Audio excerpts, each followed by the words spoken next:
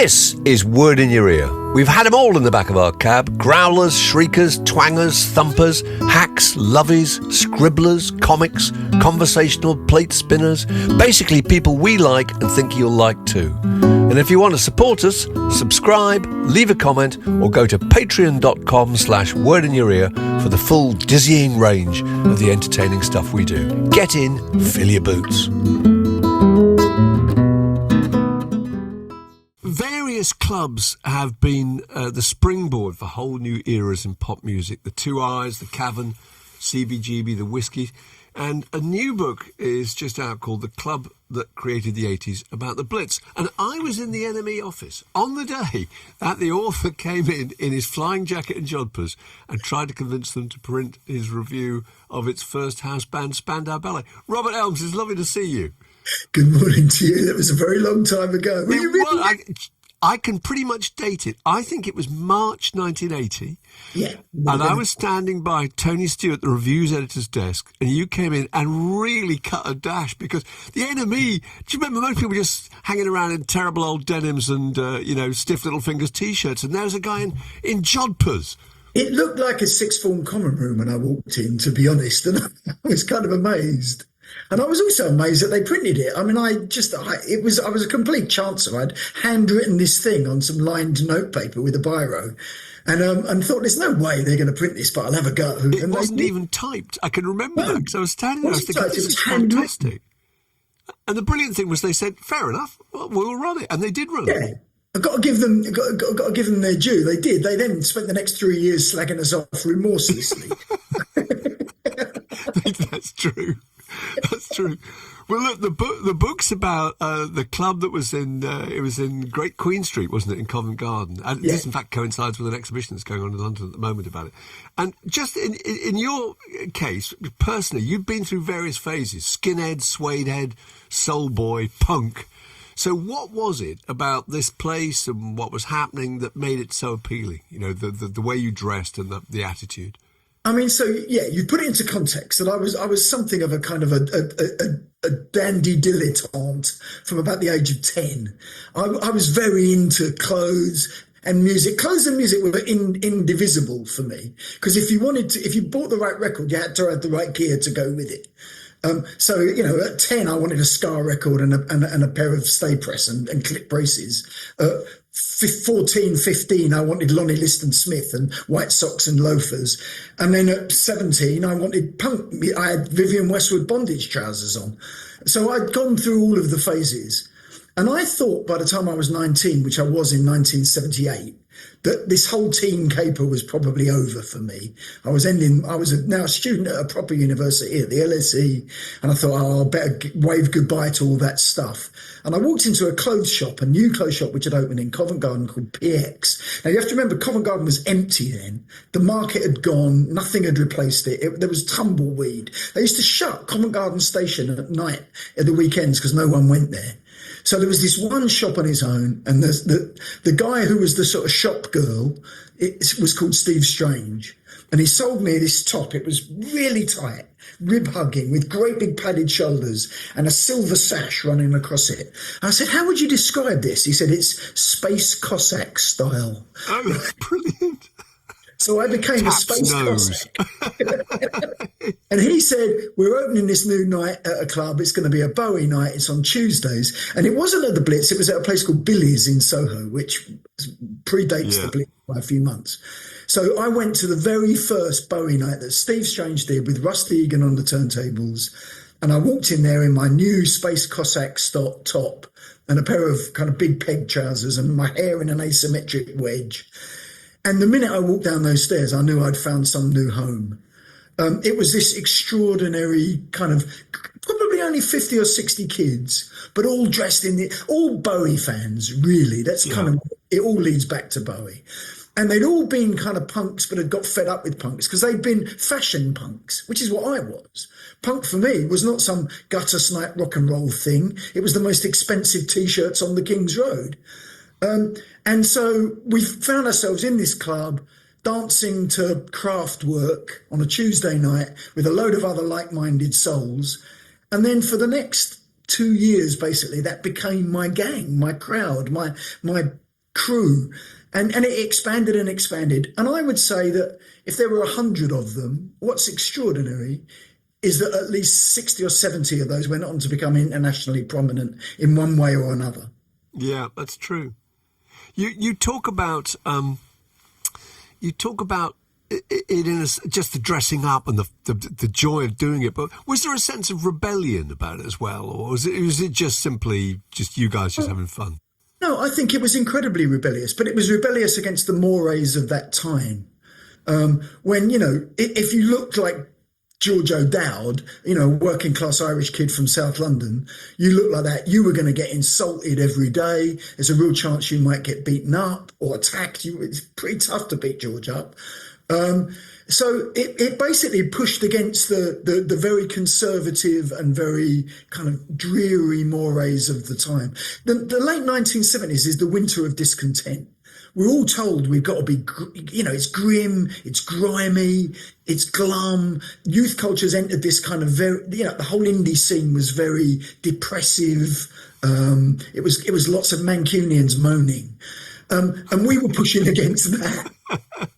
That really wasn't what we were. That's good. There's so many details about, the clothes, the Weimar, Max Ernst, Otto Dix, Edith Piaf, the sound, Is that post-rationalising? Were you thinking at the time, these are the influences? Or were you just thinking, that's a fantastic thing, let's put it on and wear it? It's funny because I had this discussion with Gary Kemp the other day about precisely that. And I said to him, did we kind of know what we were doing? Was it self-conscious? And he said, yes, of course it was. We were the kids who were there, many of them were art students. So they were kind of studying that stuff. A whole group of us as well were at the LSE. So we were sort of studying the political side of that stuff, if you like, and the kind of social context. So we did know about those things. Now, I'm not saying every time I pulled on a pair of trousers, I thought, does this remind me of the Neue-Sachlichkeit movement? But we were aware of that. But we were also very, very aware of swinging London in the 60s. And we were very aware of kind of the New York scene in the 70s and Andy Warhol and all of that. So, we were quite a self-conscious group. No, that's interesting because the breakthrough I felt was when Visage formed. And I don't know if it was, but I think that's when everyone got to hear about it because suddenly you had a hit record. And I was at Smash Hits at the time. We put Steve on the cover of Smash Hits, and it had a really huge impact, actually. Yeah. I mean, Spandau were actually before Visage. To cut a long story short, is a hit about 3 months before Visage, if my chronology is correct. So Spandau were the kind of first band to break on the top of the pops from that scene. But if you think about it, it goes Spandau, Visage, Ultravox, Culture Club, Hazy Fantasy, and you end up Sade, Wham, Bananarama are in there because she'd been a real regular of the club. So at one point, pretty much half of the pop charts had been standing 18 months before in that club on a Tuesday night. And Rusty Egan, former drummer, I remember, of the Rich Kids, was the main DJ, wasn't he? And there were certain things he was playing, I think Moscow Disco by Telex, there were certain songs that were just summed up by that particular time. But the main thrust of it seemed to be kind of anti-rock. Would that be fair to say? It was mostly kind of synthesizer music, wasn't it? Yeah, it was avowedly anti-rock music, which I think is interesting because we did that on purpose. Because it was pushing back against the whole kind of indie rock scene, which was sort of, the post-punk, which we all found pretty dull and dreary. And also, if you think about it, most of those kids had come through, a lot of them had come through the soul scene, the kind of the southern jazz funk scene of the mid-70s, where you were dancing to black American jazz funk. The others had come through the gay scene, where you were dancing to disco. Now, disco was hated by the mainstream of kind of rock music, but we loved disco. We liked dancing. Essentially, the Blitz in some senses was a disco. There was no live music except for the 2 nights that Spandau played.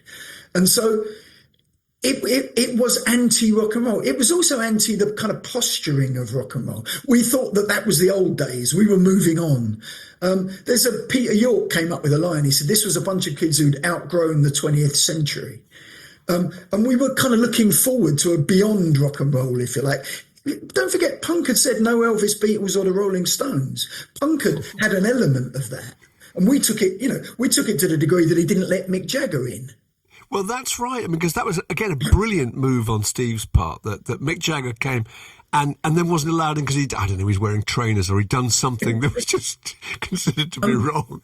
Truth be told, I think it was probably made easy for Steve that evening because I think we were already over the fire limit of the amount of people in there and he was going to get severely told off if any more came in. But yeah, you think about it. He's a 20-year-old or 19 or 20, I can't remember which at the time, young club promoter, and he doesn't let the most famous rock musician in the world in. That's pretty damn punk rock. Really?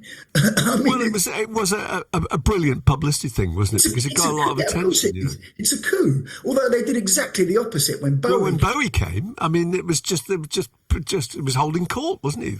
Yeah, people falling over him, quite rightly. When Bowie came, I say in the book, it was as if Jesus had walked into your local church and sat down at a pew. I mean, there was just but the thing is, it was a very hushed delirium because everyone in there was trying to be cool. And so no one kind of ran up and, screamed or did any of those sort of things. Or if they did it very quietly in the corner of the room. But Bowie, it all goes back to Bowie. It all goes back to a whole generation of kids who in 1972 had sat there in their mum's living room. And when he put his arm around Mick Ronson and pointed and said, looking at you, they thought it was them. And so everybody in that room was a Bowie fan. Well, that was the pivotal moment. You talk about Starman, aren't you, on Top of the Pops? Incredible. But he was the kind of, the original kind of root of it, wasn't he? The DNA. Iggy Pop as well. I'm trying to think of other people who just fitted in. Well, Brian Ferry and Roxy Music, Grace Jones, Iggy Pop. That end of very kind of stylized, danceable music from the 70s. But the reason that Bowie was so important was the message that Bowie gave, which is to reinvent yourself. Everyone in that room had invented themselves in one way or another. It was one of the things that I really try and get across in the book is that it was a very working class scene. Lots of people assumed this was all little Lord Fauntleroys on their mummy and daddy's money. No, it wasn't. It was a bunch of kids, most of whom came from council estates, many of whom lived in squats. And so they created themselves. They'd invented their personas, whether they were Marilyn or they were Gary Kemp. This was a bunch of people who'd taken that Bowie message, really, of you can be whoever you want to be, and just acted it out. Which was very true of the 80s, actually, later on, that everyone thought this was, a lot of the time, this was something that had been organised by kind of, manipulative puppet masters. But actually, these were grassroots things and people invented their own look and the way they sounded. Well, there was almost no one in that room over the age of 21. I mean, the closest we got to a Svengali was Steve Dagger, who was a year older than me and lived in a council flat in Oban with his mum and dad.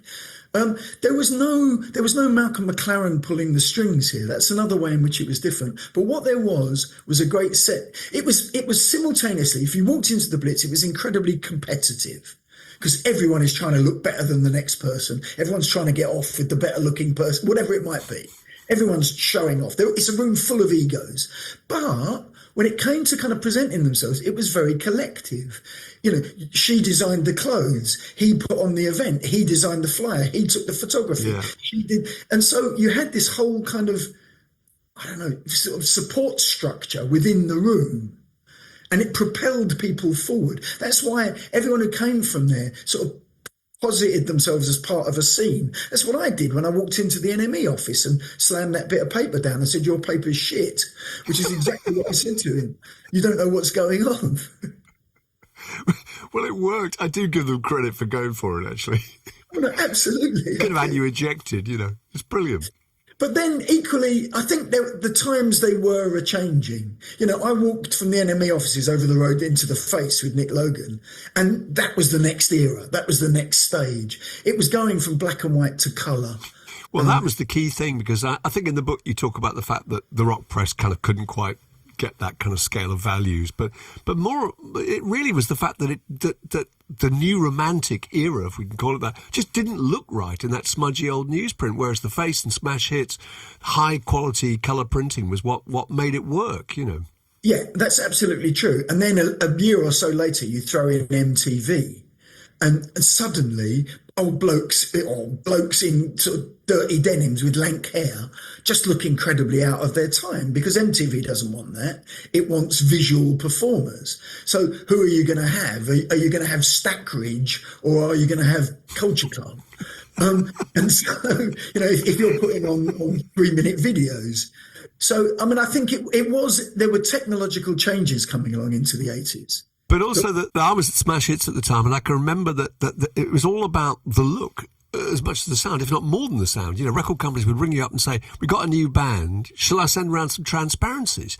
And if you liked the look of them, you wanted to hear what they sounded like, and you maybe thought you might cover them. But that was kind of the priority. And Boy George, we used to see him in the street all the time. This was in about 1980, whatever, and he worked around the corner. And he worked, I think he was the window dresser in a shop called The Foundry. And he was amazing looking, was incredibly tall, actually, very well built.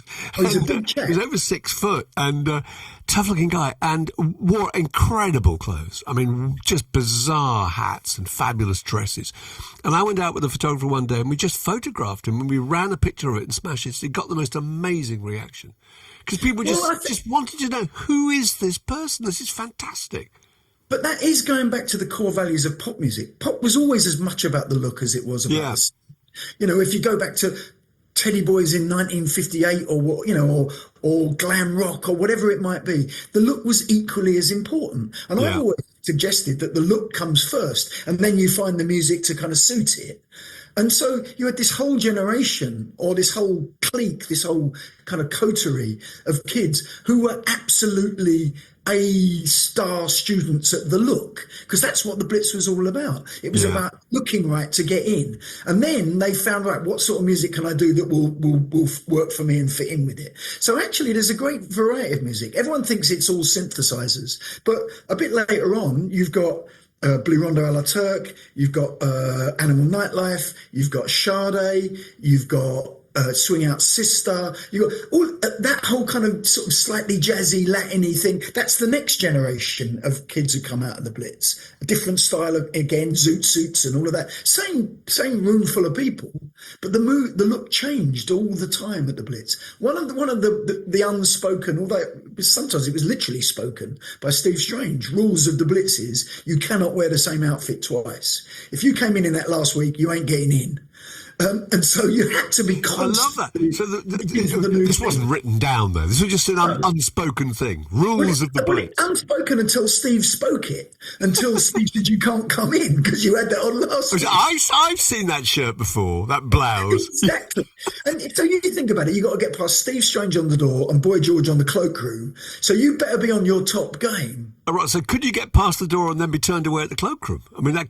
It couldn't have happened, could it? Well, you couldn't get turned away at the cloakroom, but you'd get a volley. But you could certainly get a lot of abuse. I mean, to be honest, though, because there was a group of us who were regulars, we weren't going to get turned away at the door because, we were sort of part of Steve's gang. Yeah. But the kind of wannabes outside put in incredible effort. And Steve could be incredibly rude. He would say to them, "Look at yourself, darling. Would you let you in?" I mean, it was like... Would you let you in? That's very good.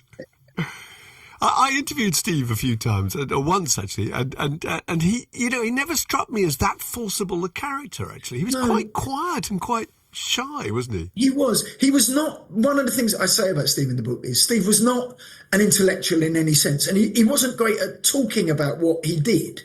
He just did it. What he did have was this. I say he was a genius at geniality. He was a fantastic host.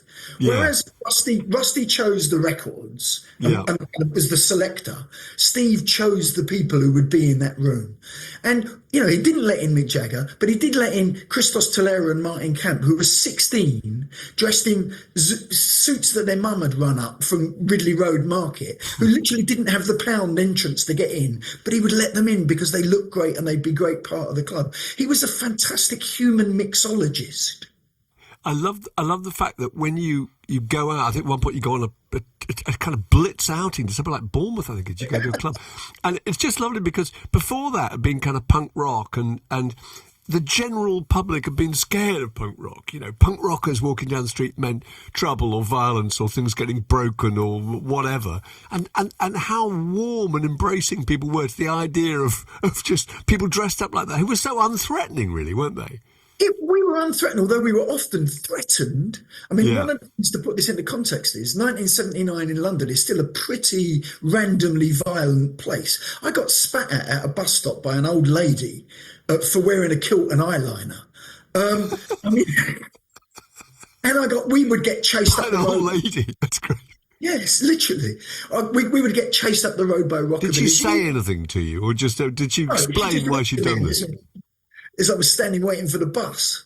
But we would get it genuinely, I mean, there were loads of times that we were chased by rockabillys or Teds or whatever, you know, and called every kind of politically incorrect 1970s name on a regular basis. That's one of the reasons that the club was really important, that he decided who could get in, because you didn't want people coming in who were going to start a fight because there was a boy in a dress.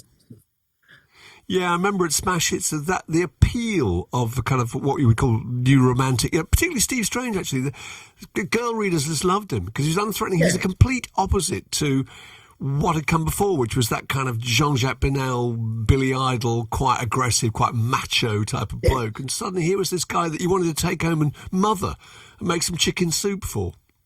Well, the Blitz was way before its time in all sorts of ways. But one of the things was that it was genuinely non-binary. It's sometimes been portrayed as a gay club, which what's really important is that it wasn't a gay club, because at least 50% of the people there, and I would say probably more like 60 or 70%, were in inverted commas straight, or at least most of the time. But it was the fact that you could be, it didn't matter. You could be either. You could be one week and something else the next week. There'd been plenty of gay clubs in London. We'd all been to them. And there were lots and lots of straight clubs where if two guys danced together, a riot would ensue. But the whole point about the Blitz was that you could be whoever you wanted, and you could be with whoever you wanted. And it was non-judgmental.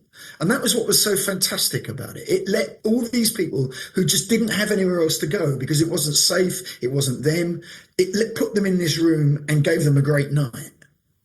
Who coined the phrase "new romantic"? Where did that come from? Was that a press thing? I'm fairly sure. No, it is genuinely lost in the midst of time. Because when I did the first sort of writing about that scene, and I came up with the incredibly clumsy Cult with No Name, which was really stupid. But it was a guy called, I'm pretty certain it was a guy called Perry Haynes, who was one of the two founders of ID magazine. Yeah, because Peacock Punk was something that somebody tried at one point. Every journalist came up with their own version. Yes. Perry did an interview with the BBC, I think Newsnight or something, and we were all, but there came a certain stage when we were being interviewed most nights of the week. And Perry did an interview with the BBC, and he said, "Oh, it's very romantic here. We've romanticised our own lives. We're the new romantics." I'm pretty certain it was Perry Haynes who first. Very good. Well, it works. I mean, you have to have a label for everything, or else you can't really sell it Blitz right Kids about it. Was what most people called us, because that was just technically accurate. You know, we were kids who were at the Blitz. But what I think was very true about Perry's thing was, you know, you think about it, Margaret Thatcher has just arrived, that we're in the most kind of riven and angry time that there is. Unemployment has doubled. I mean, it's a really grim and grotty time to be a teenager. So you can do two things. You can wallow in that, or you can say, sod that, we're going to dance. We're going to have fun. We're going to dress up. We're going to make love. We're going to do all of these with whoever we want. And that's a very romanticised notion of teenage, a romanticised notion of your own era. And it was a very unromantic era. So that's why I think that term was actually quite important, because it did, in some senses, sum up what we did. We made our own lives into a romance. And it looked an absolute hoot from the outside. You could see why people wanted to get involved. It was fun. One of the other misconceptions about the Blitz is that it was, I mean, there was plenty of posing going on, believe me, and there was an awful lot of preening. But other than that, it was incredibly good fun. It was salacious, it was seditious, it was scurrilous, it was humorous. I mean, there was a lot of laughter. There was a lot of kind of people taking liberties, doing terrible things down in the toilets. I mean, it was a very hedonistic scene, and some people paid the price for that later on, I have to say. But it was great. If you were 19 and 20, it was a lot of fun. I think George, I got a theory about Boy George that he was the person who really changed the popular press relationship with pop music. Because up till then, up till Culture Club, most of the broadsheets, I think apart from The Guardian, who had Robin Denslow writing his reviews, I think most of them didn't really do reviews. They didn't really have a gossip columnist. They didn't cover pop music. They didn't have a style section. What's that? Well, none of the Sundays had a style section. No, they didn't. They didn't. And Boy George particularly, I think, they just loved. He was so quotable and was so funny and he was so photogenic.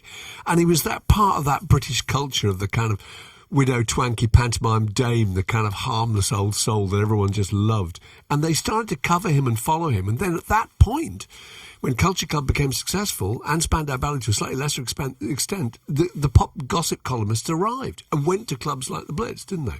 Yeah, it certainly changed the landscape in that sense. Yeah. The word style, before 1980, the word style was sneered at as something rather silly that the French did. And we all came along saying, no, this is our currency. This is what we do. This is what we're good at. Yeah. So if you think about it, particularly the broadsheets, they took no notice of youth culture in general, really, not just music. They took no notice of fashion. They took no notice of any of those things. They looked down their nose at it. Or if they did, it was Hooray Henrys and Sloane Rangers. And they wrote about what was going on at Annabelle's.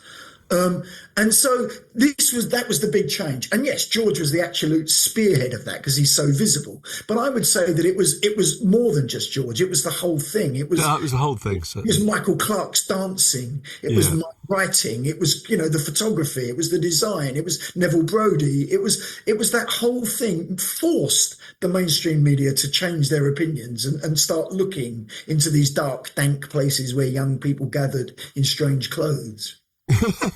And the brilliant thing was it attracted so much media attention because, Spandau Ballet, I think, played a gig there and were pretty much offered a deal on after their first performance. Was that right? Was it Ireland who were there and just wanted to sign them?